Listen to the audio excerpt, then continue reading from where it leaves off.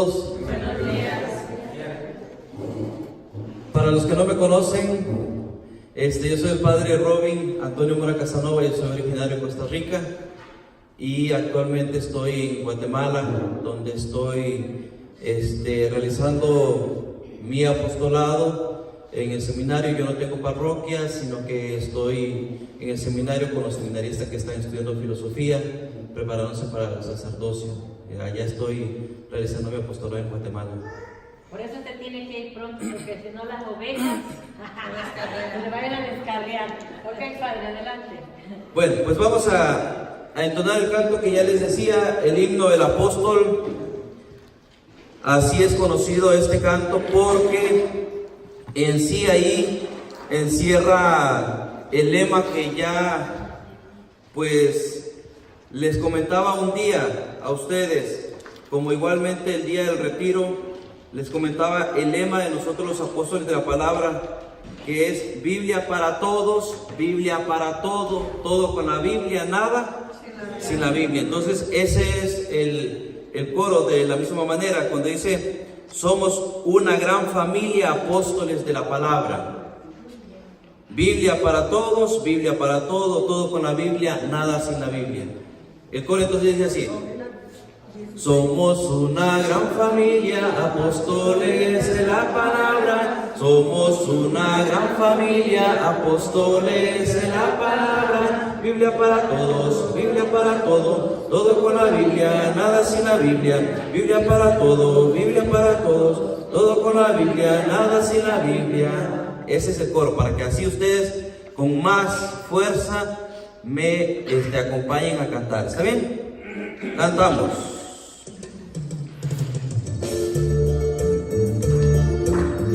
Puede aplaudir también.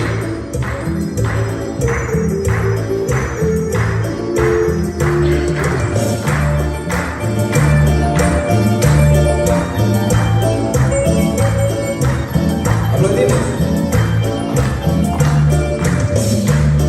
Alabemos al Señor por el don que nos ha dado, al hacernos misioneros para anunciar su palabra.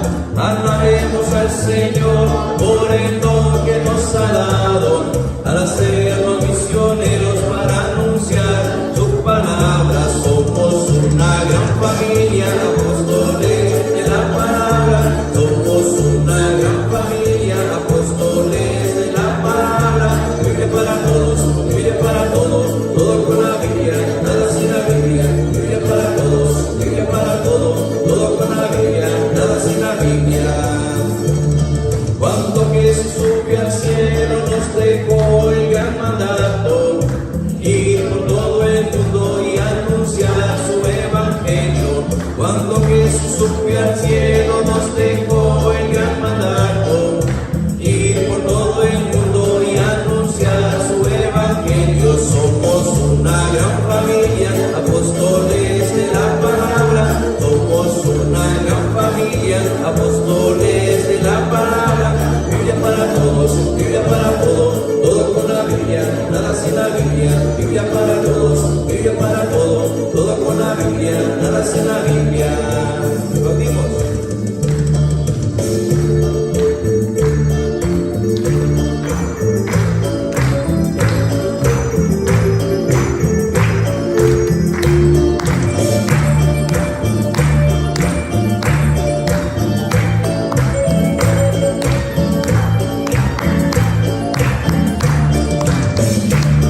Aquí estamos, Señor Jesús, para cumplir esta misión. Cuenta siempre con nosotros, queremos ser tus misioneros. Aquí estamos, Señor Jesús, para cumplir esta misión. Cuenta siempre con nosotros, queremos ser tus misioneros. Somos una gran familia apóstoles de la palabra. Somos una gran familia apóstoles de la palabra. Biblia para todos, Biblia para todos, todo con la Biblia, nada sin la Biblia. Biblia para todos, Biblia para todos, todo con la Biblia, nada sin la Biblia. Agarra su Biblia. Con la Biblia en la mano, anunciando la salvación, cambiaremos el mundo entero, proclamando el evangelio. Evangelio, con la Biblia en la mano, anunciando la salvación. Cambiaremos el mundo entero, proclamando el Evangelio. Somos una gran familia, apóstoles. Somos una gran familia, apóstoles. Biblia para todos, Biblia para todos, todo con la Biblia, nada sin la Biblia. Biblia para todos, Biblia para todos, todo con la Biblia, nada sin la Biblia. Todo entonces, nuestro quehacer, donde vayamos, tenemos que llevar en la mano, ¿qué cosa? No solo el celular, también la Biblia.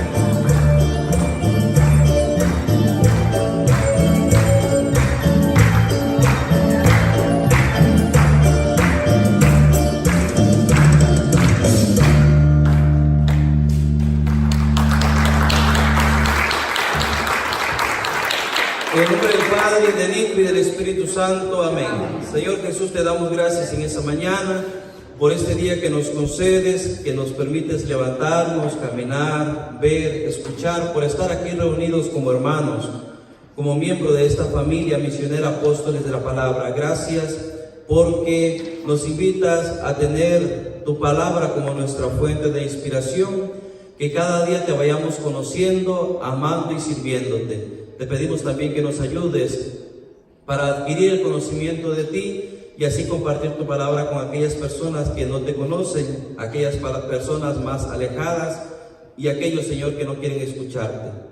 Te lo pedimos a ti que vives y reinas por los siglos de los siglos. Amén. Espíritu Santo, fuente de luz, ilumínanos y santifícanos. En nombre del Padre, y del Hijo, y del Espíritu Santo. Amén.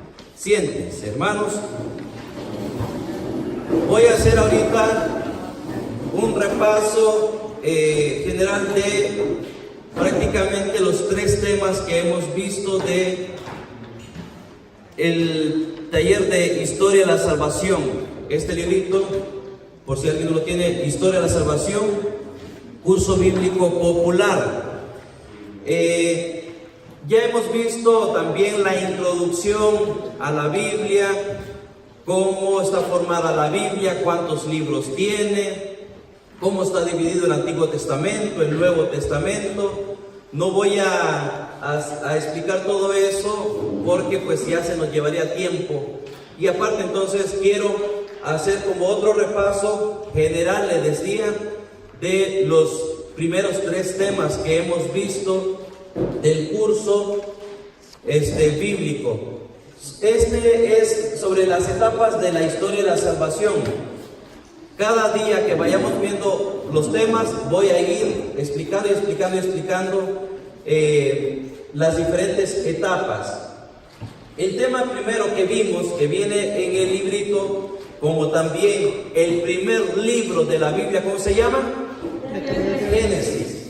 Génesis es igual a decir principio, origen, creación. De eso va a tratar el libro del Génesis. Les decía yo que los primeros 11 capítulos de la Biblia, los primeros 11 capítulos del libro del Génesis, no tenemos que entenderlo o interpretarlo o leerlo al pie de la letra, porque eso nos puede crear confusiones. ¿Por qué sentido? Porque la finalidad de los primeros 11 capítulos del libro del Génesis no es para decirnos exactamente cómo empezó el mundo, en el sentido de que quién fue el primer hombre de la tierra, quiénes fueron los primeros seres, etc. Esa no es la idea. No es presentarnos aspectos históricos, sino la enseñanza con la que tenemos que quedarnos. Eso es lo más importante en los primeros 11 libros del Génesis. ¿Cuál es la enseñanza? La finalidad fue darnos respuesta a los grandes interrogantes que antes se hacían a gente: cómo surgió el mundo, quién creó el mundo, cómo surgió el pecado, la maldad, la injusticia, etc. Y entonces, ¿qué es lo que hace Dios? Inspirarle al hombre para que el hombre escriba a través de una enseñanza, a través de cierta forma literaria, el relato de la creación. Por lo tanto, tenemos que quedarnos con la enseñanza. vemos aquí estos aspectos. Vamos a tener con relación a la creación, en qué año más o menos estamos hablando, de qué libro estamos hablando, qué acontecimiento sucedió, qué personajes existieron en esa época y cuál es el sentido. En este caso, estamos hablando de qué año de la creación, no sabemos. Precisamente por eso les repito, no podemos entenderlo al pie de la letra, porque nadie, por más avanzado que esté la tecnología y la ciencia en la actualidad, puede decirnos exactamente cuándo surgió el mundo. Como también no nos puede decir, ve, aquí está la fotografía, o tenemos un video de Adán y Eva, así eran ellos, y ellos fueron los primeros hombres que estuvieron en la tierra. Además, fíjese que lo que comieron fue una manzana. Ve, aquí está la manzana, no sé si era roja o verde, pero fue una manzana. No, tampoco eso puede darnos la Biblia y mucho menos la historia. Con relación al libro, pues es el libro del Génesis, del capítulo 1 hasta el capítulo 11. Es donde nos va a narrar sobre qué, la creación y los orígenes. ¿Qué acontecimiento? Origen del mundo, del bien y del mal, de las culturas y las costumbres. De eso nos va a hablar estos primeros 11 capítulos del Génesis. El origen del mundo, cómo surgió el mundo, quién creó el mundo, quién lo creó, Dios. ¿Cómo surgió? ¿Cómo Dios creó las cosas? Con su palabra. Con el poder de su palabra. No necesitó de nada o alguien para poder hacer las cosas. Y también cómo siendo Dios que crea todas las cosas, Dios vio que todo lo que iba haciendo era ¿qué? Bueno, estaba bien hecho. No hay ningún error. No hay ningún error en la obra de la creación. Si las cosas están mal actualmente, Dios en nada tiene la culpa. Quien ha hecho que las cosas no marchen bien, o que esa obra perfecta de Dios la hayamos echado a perder, no es culpa de Dios, ¿es culpa de quién? Del ser humano. Por lo tanto, ¿cómo surge el mal? El mal es consecuencia de la desobediencia que el hombre hizo con relación al mandato de Dios. Desobedece el hombre, por eso entonces pierde esta relación, esta comunión con Dios, y también con el prójimo surge el mal. Las costumbres, las culturas de aquellos tiempos, ¿cuáles eran? Las costumbres que tenían de igual manera. Todo esto nos va a presentar la Biblia. Costumbres, ¿cuál era la cultura? La lengua en que se escribió, etc. Personajes que vamos a encontrar. ¿Encontramos a quién? Adán, a Eva, que se habla como nuestros primeros padres, pero para darnos a entender de que Dios creó al hombre y a quién, a la mujer. Y estos tuvieron dos hijos. ¿Cómo se llamaron? Por eso Dios creó al hombre y a la mujer. ¿Con qué finalidad? La procreación. La finalidad del matrimonio, la finalidad de crear macho y hembra, dice Génesis 1:27. Macho y hembra los creó. Y ya después de Caín y Abel, también está Set y Noé. Son, por decirlo así, los principales personajes que nos va a tratar este libro del Génesis en sus primeros 11 capítulos. ¿Y cuál es el sentido? Es que Dios crea bien las cosas.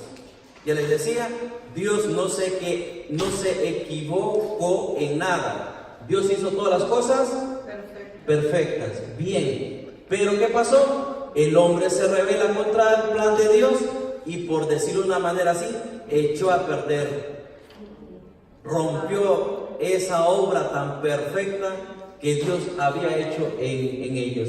Y Israel se encuentra con la humanidad. ¿Sí? Estos entonces son el primer punto que pudimos ver en el primer tema, el tema de la creación. Después viene el periodo patriarcal de los padres. Y tenemos a quién, a Abraham. Aquí ya estamos hablando, recuerden que yo les dije que estamos hablando ya ahora sí del capítulo 12 en adelante del Génesis. Estamos hablando ya de un personaje que existió, lugares que existieron y también ya fechas concretas. Estamos hablando 1850 años antes de Cristo.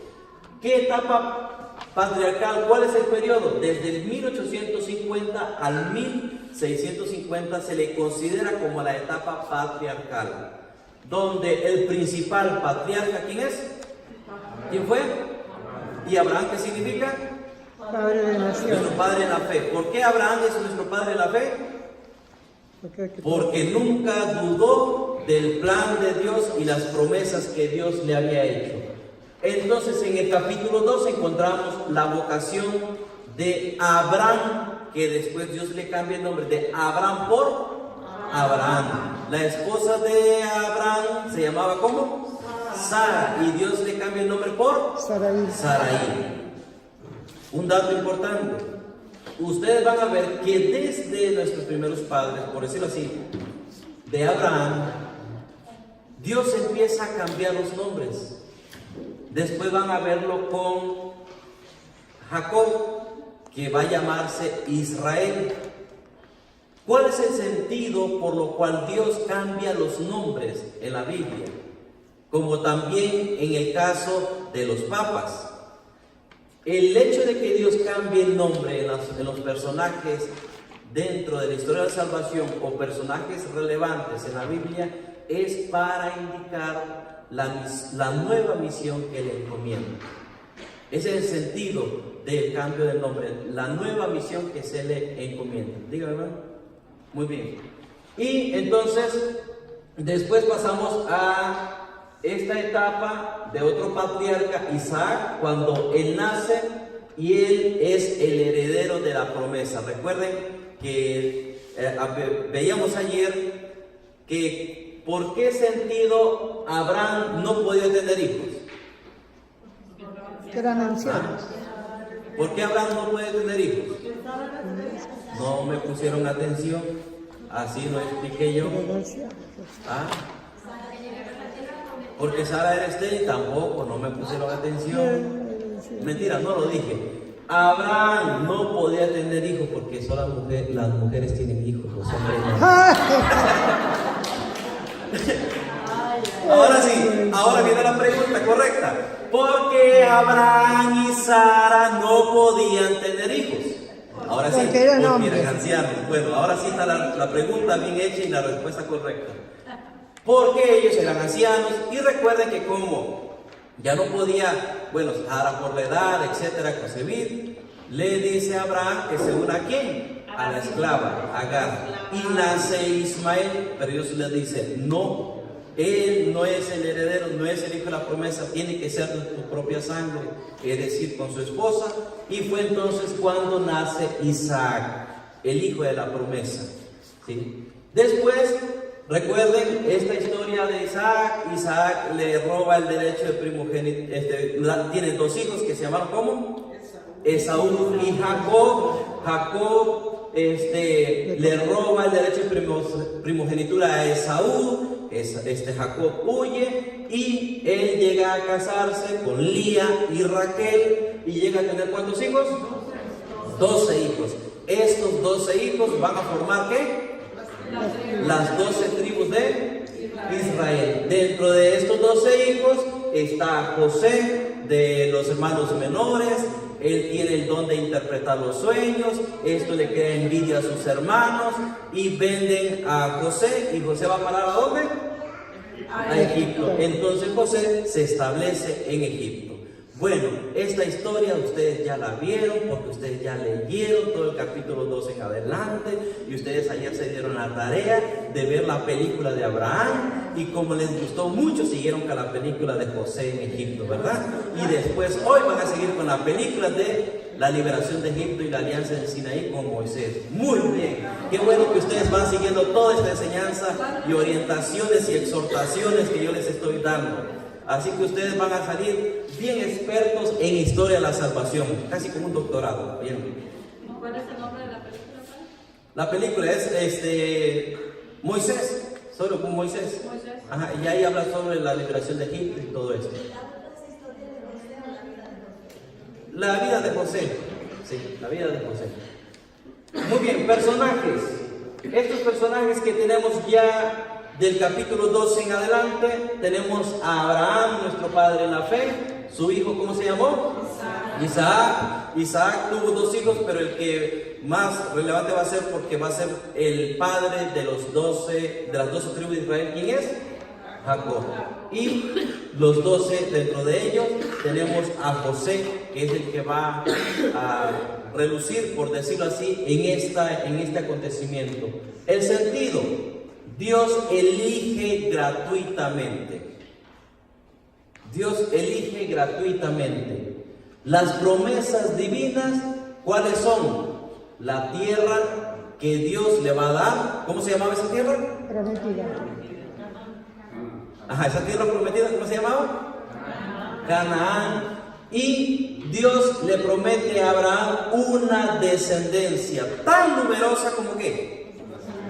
Como las estrellas del cielo y como las arenas del mar. Y también le dice Dios a Abraham: tú serás una bendición. Bendeciré a quienes te bendigan, maldiciré a quienes te maldigan. En ti, o por ti, o contigo, o por medio de ti, va a ser bendecida todas las razas de la tierra. Y después viene ya la alianza patriarcal y esta respuesta que le da Abraham a Dios cuando lo llama, Génesis capítulo 12: deja tu país, sal de tu tierra, anda a la tierra que yo te mostraré, haré de ti una gran nación. Y Abraham, ¿qué hace? Le da una respuesta a Dios. Esa respuesta que va acompañada ¿de qué? De una fe y obediencia. Por eso, la verdadera respuesta a Dios, o el creyente, no tiene solamente que fiarse de la fe. No basta la fe. Por eso la persona que dice: yo creo en Dios, yo tengo fe. Pero precisamente el evangelio de hoy, Mateo 7:21, no basta, o no todo el que me diga Señor, Señor entrará al reino de los cielos, sino el que hace ¿qué? La voluntad de mi Padre. Entonces, la voluntad de Dios no es solamente que yo tenga fe, sino que también yo obedezca al plan de Dios en mi vida, obedezca a lo que Dios ha dejado, lo que Él ha instituido como plan de salvación. El hombre desobedece, precisamente fue lo que pasó, lo que vimos antes. Pierde esta relación, esta comunión con Dios. Y el plan de Dios en la persona, en la vida de la persona, se obstruye. ¿Por qué sentido? Porque no obedezco a Dios, no lo escucho y no lo obedezco. Entonces, por eso Abraham se considera nuestro padre en la fe, ¿sí? Por ser una persona de fe, pero también fue una persona obediente a Dios, que a pesar de que no conocía Canaán, deja su tierra, sus parientes y se va. A pesar de que era un país desconocido, que aparte era ya un lugar poblado, Abraham ciegamente se fue. A pesar de que Dios le pide un sacrificio grandísimo, que fue sacrificar a su propio hijo, Abraham en todo que hizo, obedeció a Dios, ¿sí? Por eso es considerado esto, nuestro padre en la fe. Muy bien. Entramos a el siguiente tema. Página 16 en ese capítulo 4. Y ya ustedes leyeron todo el libro del Éxodo, ¿verdad? Sí, muy bien, gracias. Gracias por haberlo leído, por esta tarea que se dieron tan ardiente de leer todo el libro del Éxodo. Bueno. Después de aquí, recuerden que ayer quedamos donde los hermanos de José lo vendieron. José va para ¿dónde? Egipto. José interpreta los sueños del faraón. En pocas palabras, ya faraón lo pone como virrey, lo pone como encargado de todo lo que va a pasar en ese tiempo de los 7 años de abundancia y 7 años de escasez. Entonces José llega a ser un personaje principal en Egipto. Tanto así que cuando estos 7 años de escasez, sus hermanos llegan a Egipto, van hasta Egipto a comprar granos. Y fue ahí donde José los descubre a ellos, son sus hermanos.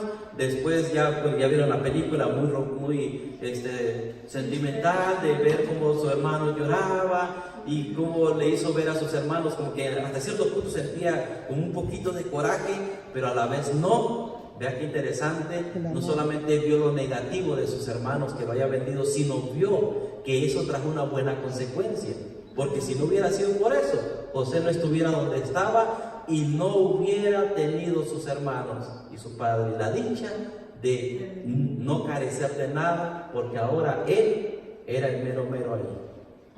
Llega entonces toda su familia a Egipto, crece, ¿sí? Crece los hijos de José, de los demás hermanos de José, empieza a poblarse, empieza a crecer los israelitas o hebreos que le llaman.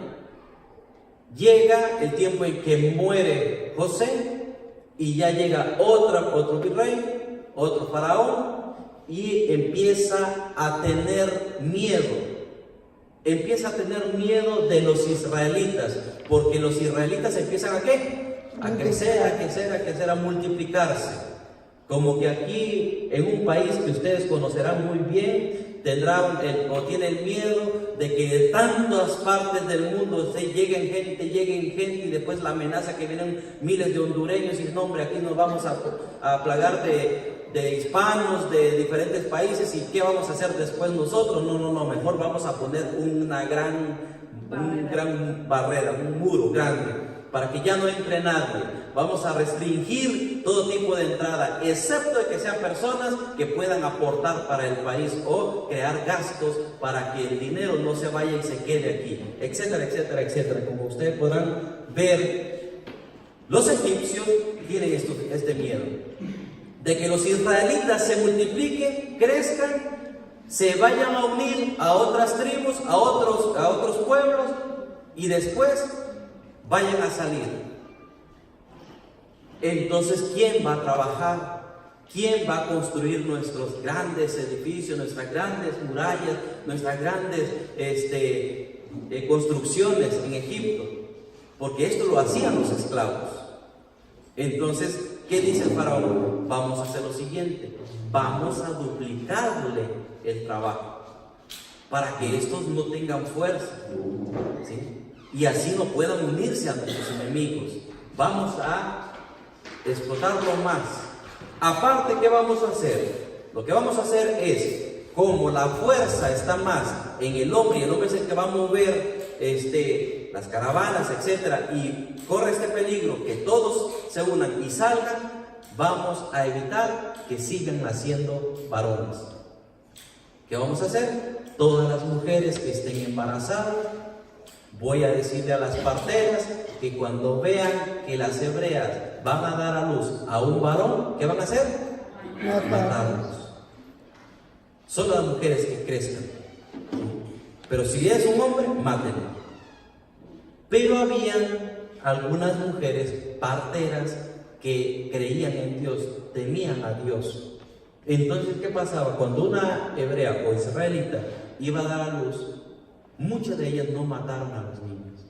Dentro de eso está una mujer que dio a luz a un niño, lo tuvo durante algunos meses, pero ya como iba creciendo, ella tuvo miedo de que lo fueran a encontrar y lo mataran. Entonces puso a este niño en un canasto y lo puso en el río. A donde Dios te lleve, hijo mío, que Dios te ampare y te ayude y alguien te encuentre. ¿Sí? Y ya por allá se estaba bañando la hija del faraón, divisó que venía ese canasto, mandó a una sirvienta que fuera a traerlo y vio que ahí venía, ¿qué cosa? Un niño. ¿Sí? Entonces, ¿qué hizo esta hija del faraón? Se lo llevó al palacio. Ahí este niño creció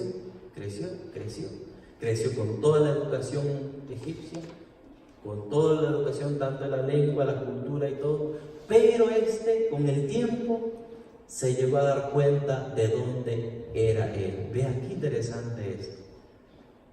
Es triste, se lo digo, es triste cuando muchas personas vienen aquí a este país y se olvidan de dónde vinieron, de dónde nacieron, se olvidan de su cultura, se olvidan de sus costumbres, hasta muchos se olvidan de su familia. Esto lo hizo Moisés. ¿Sí? Esta mujer entonces dice, le vamos a poner Moisés, porque lo he sacado de las aguas. Por eso Moisés significa salvado de las aguas. ¿Y este Moisés qué hizo? Cuando se dio cuenta cuál era su origen, que él no era un verdadero egipcio, sino que era un israelita que había nacido de una mujer israelita, aunque fuera esclava su mamá, él no se avergonzó de su origen, no se avergonzó de su cultura, no se avergonzó de sus costumbres, no se avergonzó de su idioma, no se avergonzó de su lengua. Y esto, paréntesis, esto inculquenlo a sus hijos y a sus nietos y bisnietos, tataranietos, si lo logran ver. Hija, enseña el español a mis nietos. No se avergüence de su origen, porque se avergüenzan y ya no quieren hablar español. ¿Ah? Y no saben los beneficios que trae hablar dos idiomas aquí en el país. Pero muchos se olvidan de eso. Se olvidan de eso. ¿Y qué es lo que hace Moisés? Repito, no se olvidó de su origen. En una ocasión donde él ve que estaba peleando un egipcio con un hebreo, fue a defender al de su raza. Qué diferencia, ¿verdad? Cuando en muchos lugares, en vez de ayudar a sus paisanos, se le explota más. Debería de ayudar al paisano que también viene en las mismas condiciones que yo. Me aprovecho y si puedo, para yo crecer. Esto no hizo Moisés. ¿Moisés qué hizo? Defendió a los de su raza. Lo defendió. No se aprovechó. Qué bueno que ahora, ¿qué me importa? De por sí ya estoy aquí en el palacio, yo estoy bien. ¿Qué me importa de que los demás son esclavos? Aquí ya cada quien que se salve con sus uñas. Sí, yo soy hebreo, pero ya no voy a decir nada. Además, voy a tal vez a cambiar mi fisonomía un poquito para parecerme mejor a un egipcio que a un hebreo. ¿Sí? Y me voy a olvidar de mi raza, ¿no? Lo defendió. ¿Sí? Entonces es lo que vemos, página 16, liberación de Egipto y alianza del Sinaí. Durante 400 años los descendientes de Jacob o israelitas vivieron en Egipto sin mayores problemas. Aquí empezaron a llamarse ¿cómo? ¿Qué significa qué? Extranjeros. Los egipcios, al ver que los hebreos se multiplicaban mucho y no se mezclaban con la gente del lugar, empezaron a perseguirlos, sospechando que algún día pudieran causar problemas a la nación, por ejemplo, apoyándose de alguna invasión extranjera. Los obligaron a trabajar como esclavos y les ordenaron matar a sus hijos varones recién nacidos, echándolos al río Nilo. ¿Cómo se llama el Nilo? Ni lo conozco, ¿verdad? El río Nilo, ni lo conozco. Ni dicen, ¿saben cómo se llama este río de aquí en tal parte? Nilo. ¿En serio? Sí, ni lo vuelas porque son puras aguas negras. ¿Hicieron bien o hicieron mal las parteras? ¿Recuerdan la historia que les dije ahorita? Al desobedecer a la orden del rey que matara a los varones. Hicieron bien. ¿Por qué? Porque obedecieron a Dios primero. Por obedecer a Dios primero, por no matar a estos niños. ¿Y qué Dios premió o castigó a las parteras? Las premió. ¿Cómo? Les liberó. Una nueva descendencia. Muy bien. Entonces ya le decían, nació Moisés. Moisés significa por intervención de una princesa, es decir, la hija del faraón. Moisés se salvó de las aguas y fue a parar a la casa del rey. Y ahí usted tenía que leer Éxodo capítulo 2, del 1 al 10, que ya todos lo leyeron. ¿Y quién, por encargo de la princesa, crió a Moisés cuando era niño? A ver, su propia mamá. Vean el destino de la vida. Vean cómo son las cosas. Por eso decía un dicho, no hay mal que por bien no venga. ¿Sí? Esta mujer, por decirlo de una manera así, renunció al cariño de su hijo. Con tal de salvarlo, lo pone en esta canasta, en el río. Ve a dónde va a parar, a dónde va a crecer, y ella misma lo va a cuidar. Por eso es interesante. Por algo, obviamente, la mamá no se avergonzó y empezó a decirle: hijo, no te olvides de quién eres, no te olvides de dónde naciste. ¿Sí? Vamos a decir así, no vamos a decir nada, pero no te olvides de dónde vienes. ¿Y qué quiere decir Moisés?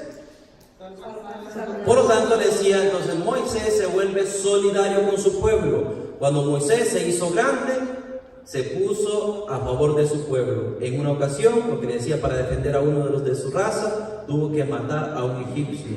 Y al llegar la noticia al faraón, ¿qué pasó? Tuvo que huir. ¿Sí? Porque de segurito ya todo se iba a saber ya en el palacio que Moisés no era realmente un egipcio, que era un hebreo, y que mató a un egipcio, etc. Entonces, a matar a este hombre. Y fue así que Moisés huyó. No sé si leyeron ahí, cuando Moisés, él huye, y por allá llega a un lugar, y están ahí unas mujeres, ¿qué estaban haciendo? Ajá. Entonces él, bien amable, cordial, servicial, como todo hombre, bien caballero, le ayudó. Y ya pues se lo llevaron a él a comer y todo, ya le invitaron, también muy servicial, muy amable estas muchachas, y así que ya conoció pues se hospedó, por decirlo así, en esta casa. ¿Y qué pasaba con este hombre? Se llamaba Jetro, que tenía esas hijas. Él tenía muchos animales y solía pastorear sus ovejas. Entonces, ¿qué dice Moisés? Pues aquí me voy a quedar. Si aquí este señor me da trabajo y además tiene una hija muy hermosa, ¿sí? Y pues voy a aprovechar aquí, me quedo. Bueno, esto no lo digo, ¿verdad? Entonces se quedó ahí y él salía a pastorear las ovejas. Hasta que en una ocasión, dice, solió ir más allá a donde acostumbraba llevarlas. ¿Sí? Y fue ahí donde Dios se le presentó. Dios se le presentó a través de ¿qué? De una salsa. Pero ¿salsa o salsa? Salsa. Porque era salsa. ¿Sí? Salsa, merengue, cumbia o salsa mexicana. A través de una salsa. Y Dios le dijo: he mirado, he escuchado la humillación de mi pueblo. Y empieza a decirle Dios a Moisés: yo te mando del faraón, ve. Y es ahí donde Dios le encomienda la misión a Moisés de ir con el faraón para liberar a su pueblo. ¿Sí? Obviamente, imagínense, el pobre Moisés que dijo: Señor, si vengo precisamente huyendo de allá, vengo huyendo de él, ahora me mandas que vayas, que yo vaya a hablarle y que le diga que saque a mi pueblo de la esclavitud, que libera a mi pueblo. No, primerito va a ser Dios el que va a matar. ¿Ah? Y menos ni me va a escuchar. No me va a escuchar, no me va a entender, no me va a hacer caso, porque además, aunque yo nací en el palacio del faraón, aunque tuve muy buenos maestros, pero ¿sabe, Señor? Yo tengo un defecto. ¿Cuál era el defecto? No me va a entender el faraón. Se va a desesperar, Señor, y me va a matar por un tubo. No, mejor no, manda a otro. Mira, ahí está mi hermano. Ahí está mi hermano, ¿quién? Aarón. Habla hasta por los codos, como muchos de ustedes comprenderán. Buenos para la plática, buenos para hablar. Mándalo a él. A él sí le va a escuchar, porque él sí tiene fluidez en su expresión y aparte tiene estudio, etcétera, etcétera. ¿A mí qué me va a hacer caso? Bueno, no se lo dijo Dios, pero es como que Dios le había hecho muy sentir a Moisés. no me digas que eres tartamudo, ¿vas a ir o vas a ir? ¿Está bien? Para que no pongas pretexto. También va a ir tu hermano. Tu hermano va a ¿qué? A hablar, pero vas a hacer lo que yo te voy a decir ahorita. Bueno, Señor, pues está bien. Pues si tú lo dices, está bien. Ah, y fue. ¿Sí? Entonces, la misión de Moisés. Vemos en Éxodo capítulo 3, versículo 1 al 12. ¿En qué versículo se dice que Dios conocía el sufrimiento de su pueblo y oía sus gritos en presencia de sus opresores? Éxodo capítulo 3, versículo 8 a 24. A ver, pónganse de acuerdo, pónganse de acuerdo. 3, 8, ¿qué dice? Busquen en su Biblia, rapidito, rapidito, como un rayo. El primero que le encuentre, le vamos a dar un premio.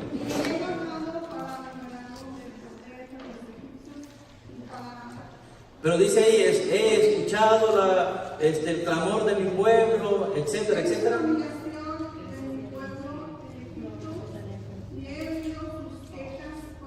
Muy bien, versículo ahí, 7 y 8 ya, ahí pónganlos de una vez para que no se vayan a perder en buscar la cita bíblica.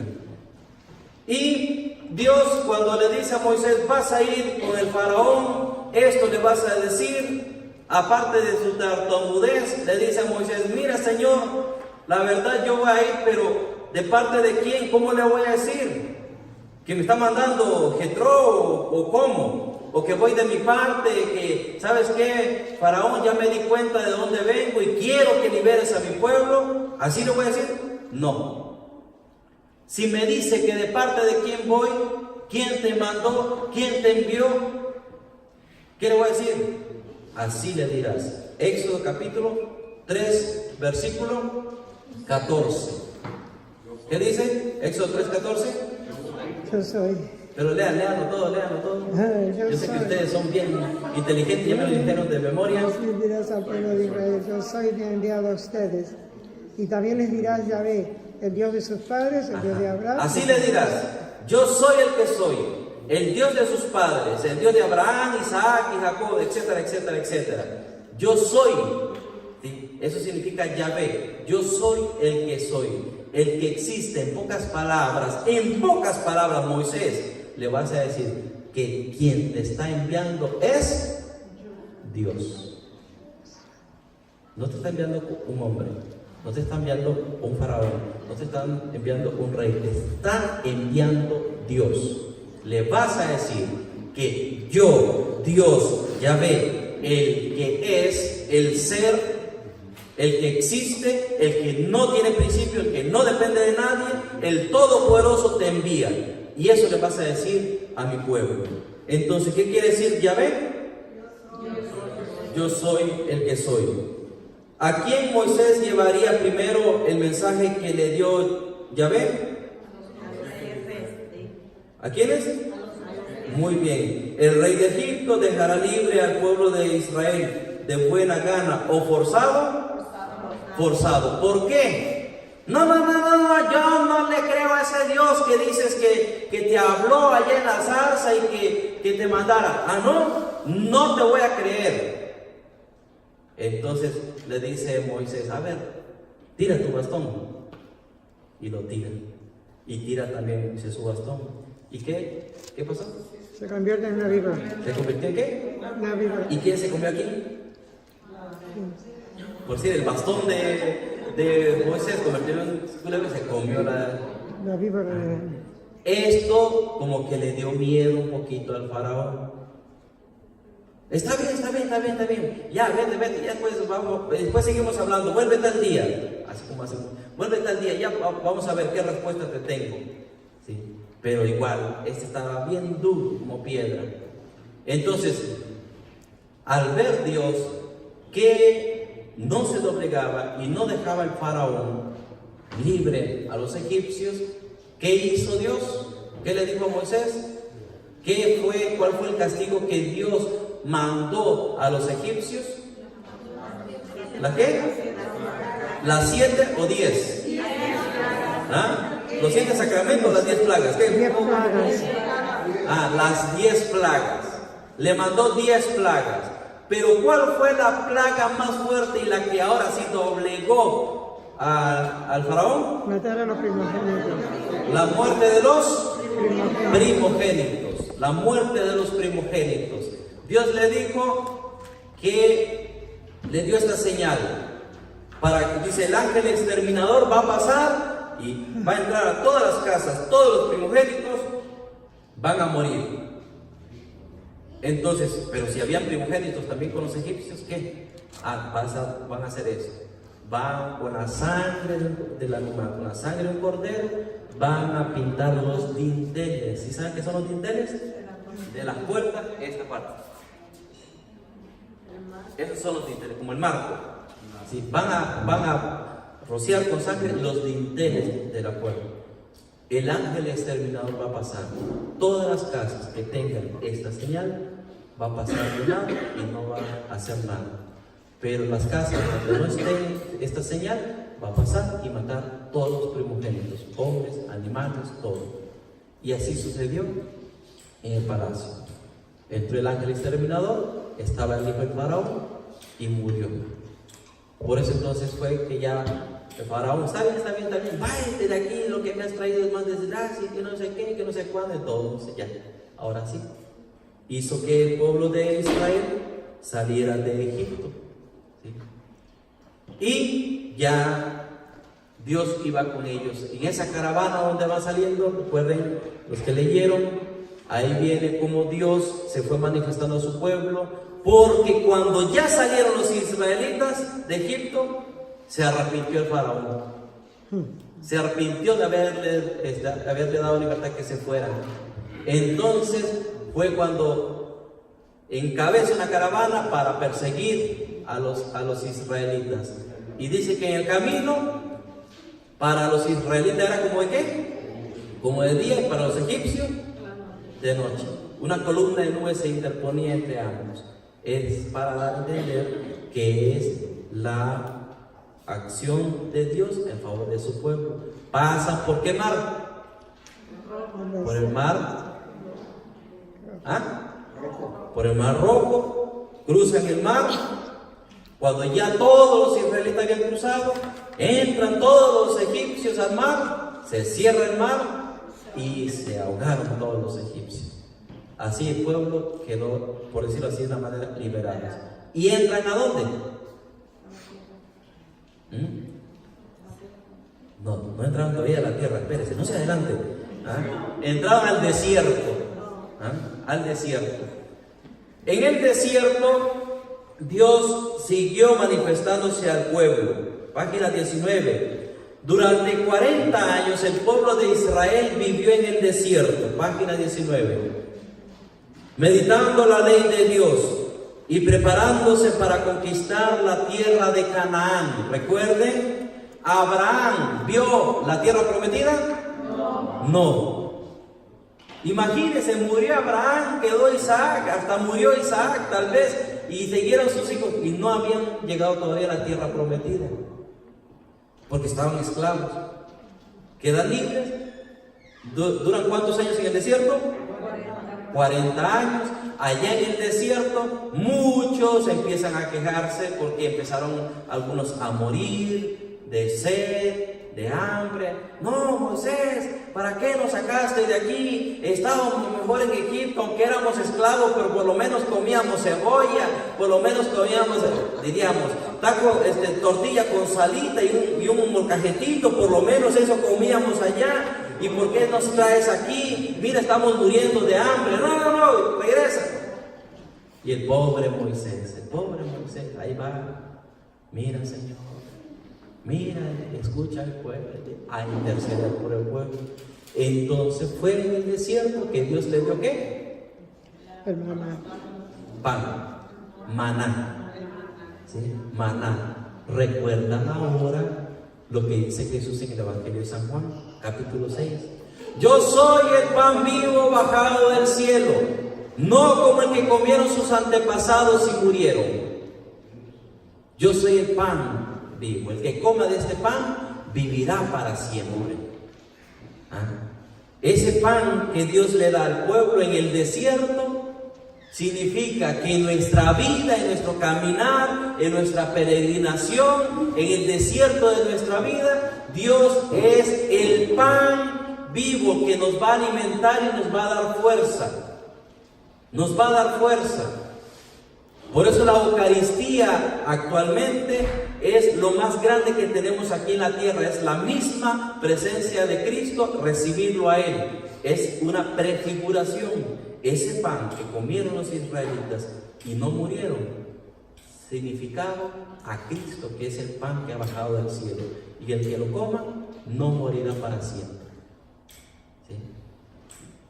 Y ya, comieron, dice hasta saciarse. Vean qué interesante lo que decía el Evangelio de ayer. ¿Se acuerdan? El Evangelio de ayer, la multiplicación de los panes y los pescaditos, dice, comieron hasta saciarse. Y todavía sobraron, ¿cuántas canastas? 7 canastas. Y comieron muchísima gente. ¿Cuántas personas más o menos? 5,000. Y está hablando solamente de hombres, sin contar a niños y mujeres. ¿Qué significa? Dios da en abundancia. Y el que tiene a Dios no va a carecer de nada. Porque Dios satisface aquellas necesidades o vacíos que tenemos en la vida. Pero ¿qué sucedió? El ser humano es así. No siempre estamos conformes. Siempre hay algo que es que esto no, es que yo pensaba, es que yo me imaginaba, y a veces no estamos conformes. Comieron hasta saciarse. Después viene otra calamidad, empieza la sequía, obviamente también estaban en el desierto, muchas personas y animales empiezan a morir de sed. ¿Ves, Moisés? Nosotros te habíamos dicho que mejor regresáramos a Egipto. Mejor hubiéramos regresado y mira, no estuviéramos muriendo. Así que mejor, Moisés, llévanos, vámonos mejor a Egipto, regresemos. Aunque el camino esté lejos, no importa.